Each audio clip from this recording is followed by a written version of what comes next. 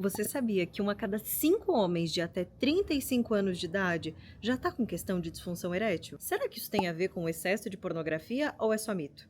Fica comigo que a resposta vai te surpreender. Prazer, eu sou Eduarda Nicolodi. Eu sou psicóloga, sexóloga, especializada em disfunções sexuais e psicopatologia. E eu tô trazendo os dados mais recentes de 2021 a 2025 pra gente pensar um pouquinho sobre como o excesso de pornografia tá afetando o masculino.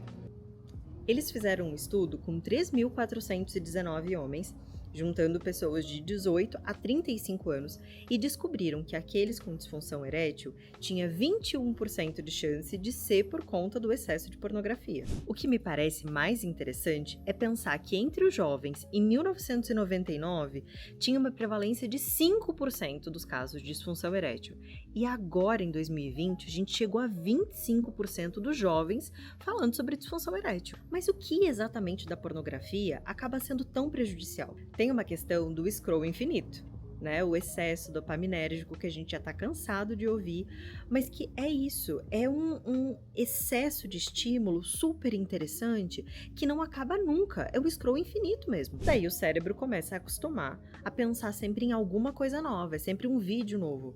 Quem que vai usar para masturbação sempre o mesmo vídeo? Vai namorar a pessoa lá do vídeo? Não, a pessoa tá afim de ter algum estímulo diferente. Outra coisa é que a resposta peniana acaba diminuindo se eu acostumo nessa masturbação sempre ter um estímulo muito mais forte do que aquele que eu encontro com a minha parceira. Então, assim, se eu tô ali usando a minha mão e a tela, sempre vai ter a pressão perfeita, o jeito perfeito, que mais me estimula para a ejaculação ser o mais rápido possível. E com a parceira? As coisas não são assim. Eu preciso estar focado na sensibilidade, né, em como agradar essa outra pessoa, a textura é diferente. Então tem aquela síndrome do punho de ferro, em que a pessoa se masturba sempre do mesmo jeito, com a mesma pressão, mesmo ritmo, mesma força, mesmo tudo, e ela acaba estimulando o pênis dela só responder a esse tipo de sensação. Outra coisa é que essa excitação vinculada a uma tela, a pessoa sempre na mesma posição, olhando para aquelas coisas, isso tira o poder da pessoa se vincular a uma parceira durante a hora do sexo mesmo. Se eu me condiciono a sempre agir de uma única maneira, realmente meu corpo vai ter muita dificuldade de entender quando esse estímulo mudar. Só que a evidência é mista. Tem um review de 2024 que fala que é injustificado colocar uma relação certeira, porque os resultados acabam sendo mistos. Tem um review de 2025 em mulheres dizendo que o uso de pornografia, na verdade, ajudava a relação sexual. Tem uma questão de prós e contras. As vantagens que as pessoas relatam é uma questão de ter alguma novidade, conseguir discutir isso com o parceiro, aumentar o desejo. O problema tá quando isso se torna uma compulsão. O fator crítico acaba sendo quantidade. E quando a pessoa encontra nisso a sua única forma de obter prazer. Vamos fazer um estudo clínico do caso do João. João hoje tem 29 anos, ele começou a ver pornografia quando ele tinha uns 8, 9 anos mais ou menos, e tudo começou com os primos mais velhos que começaram a mostrar pro João e achar interessante a reação dele vendo aqueles vídeos bem estapafúrdios. Só que com o passar do tempo, o João foi correlacionando sempre aquele momento de masturbação à pressa, porque ele precisava fazer isso escondido dos pais, ele tinha que fazer isso rápido no banheiro, e isso foi levando ele a chegar num lugar em que ele não consegue mais estar presente. Ele vai para a relação sexual, mesmo sem perceber, com pressa. O João, além de disfunção erétil, ele também tem ejaculação precoce, que agora, pelo último DSM, virou ejaculação prematura. Mas é isso. E se não contigo, saiba que isso é muito comum entre os homens. Fazer uma associação entre uma masturbação com tela muito rápida e chegar na hora do sexo com a parceria e não conseguir desvincular, porque é a única maneira que ele conseguiu associar chegar à ejaculação. Aí o João chega em casa todos os dias e vai para a tela, porque é a única maneira dele de lidar com a frustração também.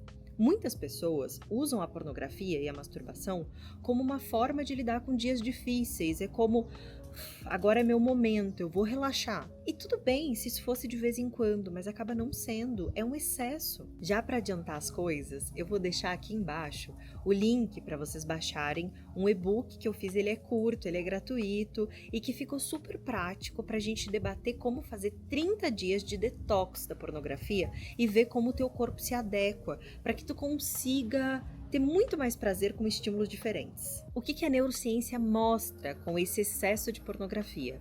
De que a pessoa, ela começa a ter um funcionamento não tão legal do córtex pré-frontal, que tem a ver com esse processo de decisão, de autocontrole, sabe? Mas que o uso leva a uma maior ativação desse circuito de recompensa, o que por fim não é bom. Imagina passar ativando esse circuito de recompensa o tempo todo.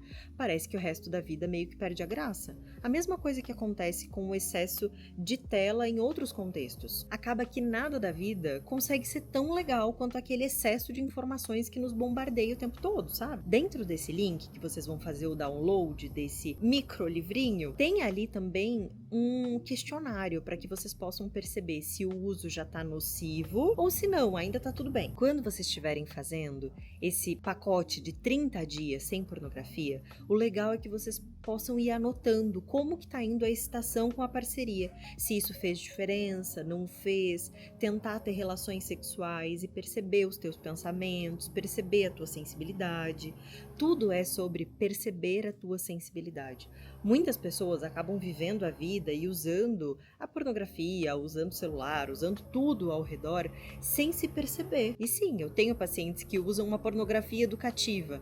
Eles olham de vez em quando, pegam ideias, levam para parceria, debatem isso.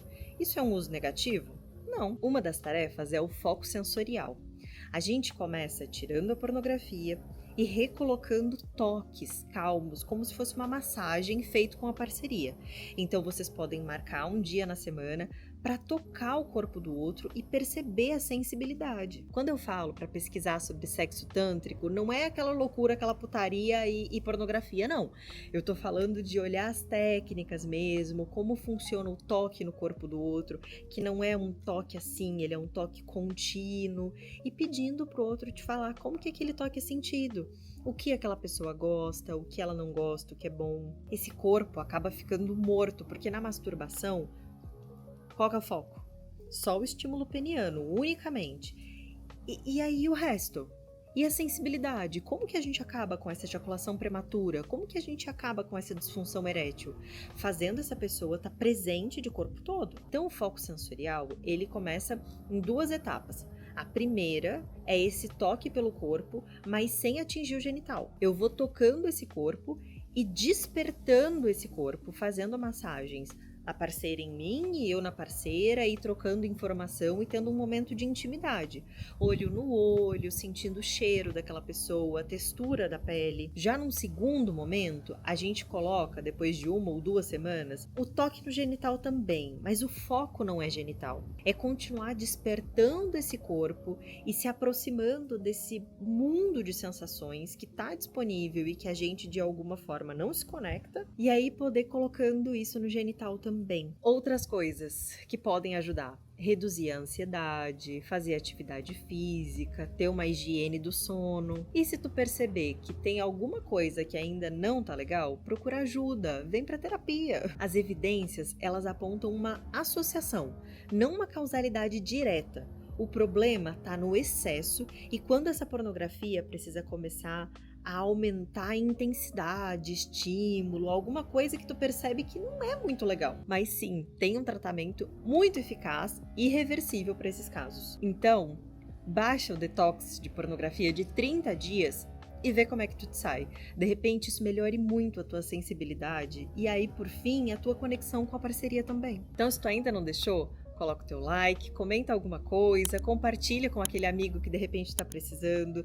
E eu sei que esse vídeo aqui, ele tá mais voltado ao público masculino, mas a associação de pornografia para o feminino também pode trazer certos incômodos. Quem sabe, mulheres que assistiram esse vídeo aqui, podem me comentar depois, quem sabe no privado, o que vocês gostariam de saber mais sobre essas associações. Beijo!